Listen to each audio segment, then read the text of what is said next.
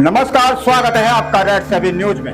हरिद्वार मां गंगा की पवित्र धारा, घाटों पर गूंजता हर हर महादेव, मंदिरों की घंटियां और इसी आध्यात्मिक नगरी में एक ऐसा संत जिसकी पहचान सिर्फ उसके भगवा वस्त्रों से नहीं बल्कि वर्षों की साधना, त्याग और सनातन परंपरा के प्रति समर्पण से बनी है। लेकिन इस कहानी की शुरुआत हरिद्वार से नहीं होती।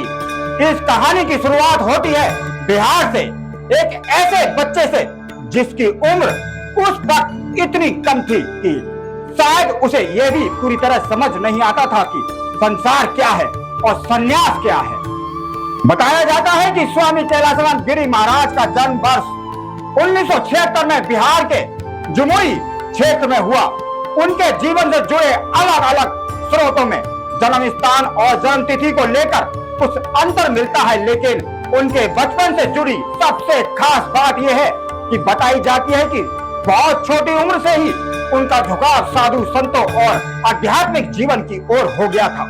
जिस उम्र में बच्चे माँ बाप का हाथ छोड़ना तक नहीं चाहते, उसी उम्र में इस बालक का मन सांसारिक जीवन से हटने लगा। संतों की टोली दिखाई देती तो बालक की नजर उन्हीं पर टिक जाती। कहा जाता है कि लगभग 3-4 वर्ष की बेहद कम उम्र में उन्होंने घर छोड़ दिया और संतों की संगति में चले गए। अब जरा उस दृश्य की कल्पना कीजिए, एक छोटा सा बालक, पीछे छूटता हुआ अपना घर, पीछे छूटता हुआ परिवार और सामने सदियों की वो दुनिया जिसके बारे में एक छोटा बच्चे को शायद कुछ भी मालूम नहीं था। लेकिन ये छोटी सी यात्रा आगे चलकर उनके जीवन का सबसे बड़ा निर्णय बन गया। संसार पीछे छूट चुका था और अब आगे था सिर्फ अध्यात्म का रास्ता। इसके बाद उनकी साधना यात्रा उन्हें काशी तक ले गई। काशी, जिसे भारत की आध्यात्मिक राजधानी कहा जाता है, जहां गंगा के घाटों पर सदियों से मंत्रों की गूंज सुनाई देती रही, जहां वेद, उपनिषद, दर्शन और संस्कृत की परंपरा आज भी जीवंत है। यही काशी उनके आध्यात्मिक और शास्त्रीय अध्ययन का महत्वपूर्ण केंद्र बनी। उन्होंने संस्कृत और धार्मिक शास्त्रों का अध्ययन किया, लेकिन उनके लिए शास्त्र केवल पढ़ने की चीज नहीं थे। वह उन्हें अपने जीवन में उतारना चाहते थे। ज्ञान के साथ साधना और साधना के साथ अनुशासन और अनुशासन के साथ गुरु की सेवा। यही वह दौर था जब उनका संबंध संत परंपरा के महत्वपूर्ण साधकों से गहरा हुआ। उनके जीवन में बापू गोपालानंद ब्रह्मचारी महाराज का विशेष महत्व बताया जाता है। गुरु के मार्गदर्शन में उन्होंने आध्यात्मिक साधना को और गहराई से अपनाया। भगवान शिव और मां काली उनकी साधना के प्रमुख केंद्र बने और यहीं से उनके जीवन में वह तपस्या शुरू हुई जिसने आगे चलकर उन्हें संत समाज में एक अलग पहचान दी। लेकिन किसी साधक की असली परीक्षा तब होती है जब उसे एकांत मिलता है। हरिद्वार में चंडी क्षेत्र के पास स्थित दक्षिण काली पीठ उनके जीवन का एक महत्वपूर्ण अध्याय बना। आज जहां श्रद्धालु दर्शन के लिए पहुंचते हैं, वहां कभी वातावरण बेहद एकांत और कठिन हुआ करता था। जंगल, सन्नाटा, प्राकृतिक परिस्थितियां और सीमित सुविधाएं, ऐसे वातावरण में साधना करना किसी सामान्य व्यक्ति के लिए आसान नहीं था। लेकिन स्वामी कैलाशानंद गिरी जी ने इसी वातावरण को अपनी तपोभूमि बनाया। मां काली की साधना, भगवान शिव की उपासना, हवन, मंत्र और ध्यान, लंबे समय तक चलने वाले धार्मिक अनुष्ठान जिनके जीवन का हिस्सा बनते गए। उनके बारे में विभिन्न जीवन पर्चों में कठोर दिनचर्या और लंबे समय तक साधना करने के विवरण मिलते हैं। कई जगहों पर यह भी बताया गया है कि वह प्रतिदिन 20 से 22 घंटे तक साधना, पूजा और अनुष्ठानों में व्यस्त रहते थे और बहुत कम समय आराम करते थे। हालांकि इन घंटों की स्वतंत्र पुष्टि हर स्रोत में समान रूप से नहीं मिलती, इसलिए इनसे इनके जीवन से जुड़ा प्रचलित विवरण कहना ज्यादा उचित रहेगा। लेकिन इतना स्पष्ट है कि इनकी पहचान लंबे समय से कठोर साधना और धार्मिक अनुष्ठानों से जुड़ी रही है। समय बीतता गया और वह छोटा बालक साधक अब एक गंभीर संत के रूप में पहचाना जाने लगा। फिर आया वो वर्ष 2006 ये साल उनके जीवन में एक महत्वपूर्ण जिम्मेदारी लेकर आया। उपलब्ध जीवन परिचयों के अनुसार उनके गुरु बापू गोपालानंद ब्रह्मचारी ने उन्हें हरिद्वार की चंडी घाट स्थित दक्षिण काली मंदिर की पीठाधीश्वर बनाया। यानी जिस स्थान पर उन्होंने साधना की थी, अब उसी स्थान की धार्मिक जिम्मेदारी भी उनके कंधों पर आ गई। यह सिर्फ सम्मान नहीं था, यह एक जिम्मेदारी थी। मंदिर की परंपरा को आगे बढ़ाने की, साधना की परंपरा को जीवित रखने की और आने वाले पीढ़ियों को धर्म और अध्यात्म से जोड़ने की। लेकिन उनकी यात्रा अभी पूरी तरह नहीं हुई थी। अब उनका प्रभाव धीरे धीरे अखाड़ा परंपरा में भी बढ़ने लगा। और फिर आया वर्ष 2013, प्रयागराज का वो महाकुंभ। देश के कोने कोने से साधु संतों का जमावड़ा, नागा साधुओं की विशाल परंपरा, अखाड़ों की पेशवाई और करोड़ों श्रद्धालुओं की आस्था। इसी महाकुंभ में उपलब्ध जीवन परिचय के अनुसार लगभग 38 वर्ष की उम्र में स्वामी कैलासानंद को अग्नि अखाड़े का महामंडलेश्वर बनाया गया। यह उनके जीवन का दूसरा बड़ा धार्मिक पड़ाव था। एक बाल साधक, फिर शास्त्रों का अभ्यर्थी, फिर गुरु से शिष्य, दक्षिण काली पीठ के पीठाधीश्वर और अब अखाड़ा परंपरा में महामंडलेश्वर। लेकिन संत जीवन में पद कितना बड़ा होता है, जिम्मेदारी भी उतनी ही बड़ी होती है।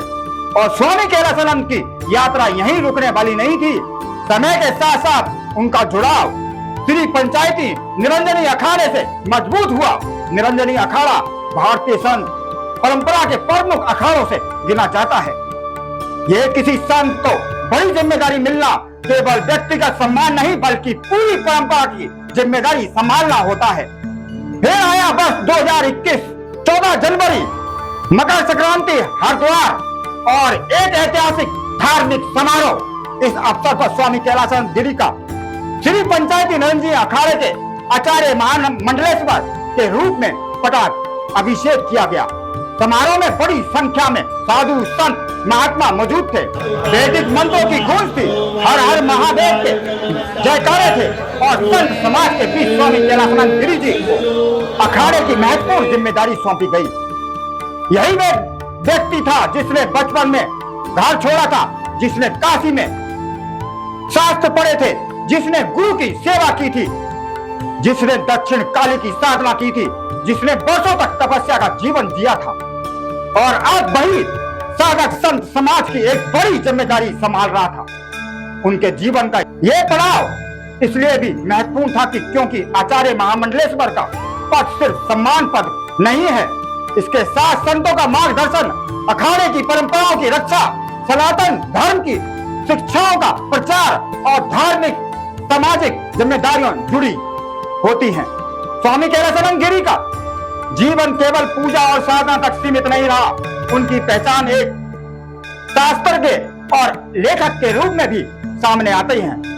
उनकी आधारिक जीवन के अनुसार वेद, हिंदी, अंग्रेजी और संस्कृत के विद्वान और भारतीय संस्कृति, सनातन परंपरा तथा वैदिक विचारधारा से जुड़े विषयों पर लेखन और प्रवचन करते रहे हैं। यानी उनके जीवन में साधना के साथ ज्ञान की भी महत्वपूर्ण भूमिका रही है। उनके लिए धर्म सिर्फ पूजा की प्रक्रिया नहीं, बल्कि जीवन जीने की एक व्यवस्था थी। और शायद यही वजह है कि उनके प्रवचनों में बार बार सनातन संस्कृति, गुरु परंपरा, सेवा, त्याग और आध्यात्मिक अनुशासन जैसे विषय सामने आते हैं। लेकिन संतों का जीवन हमेशा केवल आध्यात्मिक मंच तक सीमित नहीं रहता। कई बार उन्हें ऐसा सार्वजनिक और संवेदनशील मामलों पर भी अपनी बात रखनी पड़ती है, जिनका असर पूरे संत समाज पर पड़ता है। ऐसे ही एक बड़ा प्रसंग था महंत नरेंद्र गिरी की मृत्यु का मामला। वर्ष 2021 में महंत नरेंद्र गिरी की मृत्यु के बाद सामने आए कथित सुसाइड नोट को लेकर स्वामी कैलासानंद गिरी ने सवाल उठाए थे। उन्होंने उसे समय कथित सुसाइड नोट को लेकर इसे षड्यंत्र से जोड़ते हुए अपनी शंकाएं सार्वजनिक रूप से रखी थी। यह एक संवेदनशील मामला था और इस संबंध में अलग अलग पक्ष और जांच एजेंसियों की अपनी अपनी बातें सामने आई। इसलिए इस प्रश्न को किसी निष्कर्ष के रूप में नहीं, बल्कि उस समय स्वामी कैलासानंद गिरी द्वारा उठाए गए सवालों और दावों के रूप में ही समझना चाहिए। इसके बाद स्वामी कैलासानंद गिरी लगातार धार्मिक और सामाजिक कार्यक्रमों में सक्रिय रहे। कुंभ, धार्मिक आयोजन, संत सम्मेलन, विश्वविद्यालयों और सार्वजनिक मंचों पर कार्यक्रम और सनातन संस्कृति से जुड़े विषयों पर उनके कर्तव्य लगातार सामने आते रहे। 2025 के महाकुंभ के दौरान भी उनकी भूमिका और उपस्थिति काफी चर्चा में रही। देश ही नहीं विदेश से भी कई चर्चित लोग संतों और अखाड़ों से जुड़े कार्यक्रमों में पहुंचे। मौके पर स्वामी कैलासानंद गिरी भी आध्यात्मिक मार्गदर्शन और धार्मिक संवाद का हिस्सा बने। लेकिन अगर उनकी पूरी कहानी को एक लाइन में समझना हो तो शायद वह लाइन होगी एक छोटे बालक से लेकर आचार्य महामंडलेश्वर तक की यात्रा। ये यात्रा केवल पदों की सूची नहीं, ये एक मानसिक परिवर्तन की कहानी है और वर्षों की इस यात्रा के बाद उन्हें संत समाज में महत्वपूर्ण स्थान मिला।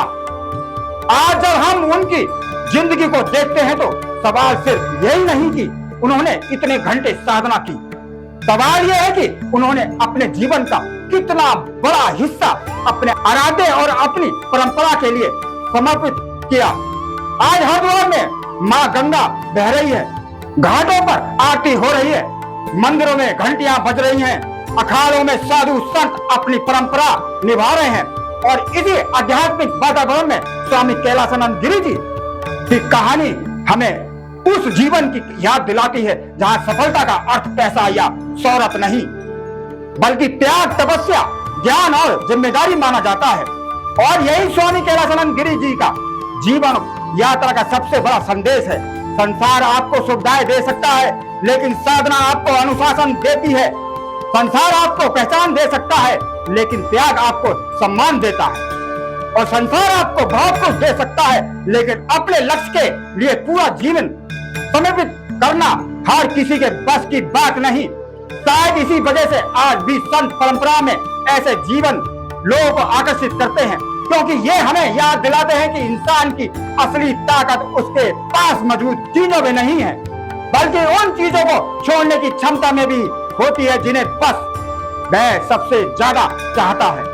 बाल साधक के आचार्य महामंडलेश्वर तक, जंगल की साधना से लेकर अखाड़े की जिम्मेदारी तक, गुरु की सेवा से लेकर संत समाज के नेतृत्व तक, ये स्वामी कैलासानंद गिरी महाराज की वह जीवन यात्रा है जिसमें त्याग, तपस्या, ज्ञान और आस्था और शायद वही वजह है उनके जीवन को सिर्फ एक संत की कहानी कहना कम होगा।